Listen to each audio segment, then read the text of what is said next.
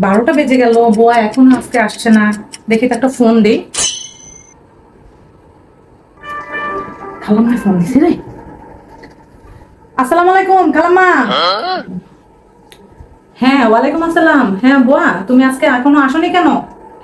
হ্যাঁ খালাম্মা, আমি আজকে কাজে আসতে পারবো না খালাম্মা। না না না, আমার মেয়ের জামাই বাসায় বেড়াইতে আইছে খালাম্মা। আজকে আমি ছুটি লাগবো আমার। ও, তোমার মেয়ের জামাই তোমার বাসায় বেড়াতে এসেছে? তাহলে তো আজকে বাসায় ভালো মন্দ রান্না বান্না হবে, তাই না?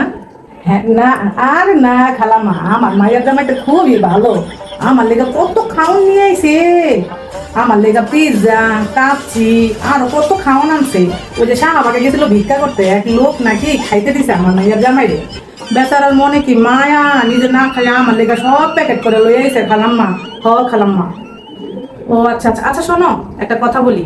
ওই ওই বাসি পচা খাবার খেয়ে তুমি অসুস্থ হয়ে যেও না, তাহলে আবার তোমাকে অনেকদিন ছুটি দিতে হবে। আমি তো সেটা পারবো না। তো আমি আজকে বিরিয়ানি রান্না করেছি, তোমার জন্য বক্সে করে ফ্রিজে রেখে দিব। তুমি কালকে এসে কাজ করে যাওয়ার সময় নিয়ে যাবে। ঠিক আছে? কালকে কিন্তু চলে আসবে অবশ্যই। আচ্ছা আচ্ছা খালাম্মা, আচ্ছা আমি কালকে আয়া বলুন খালাম্মা, আপনি কোনো চিন্তা করেন না, আমি কালকে আয়া বলুন। ঠিক আছে।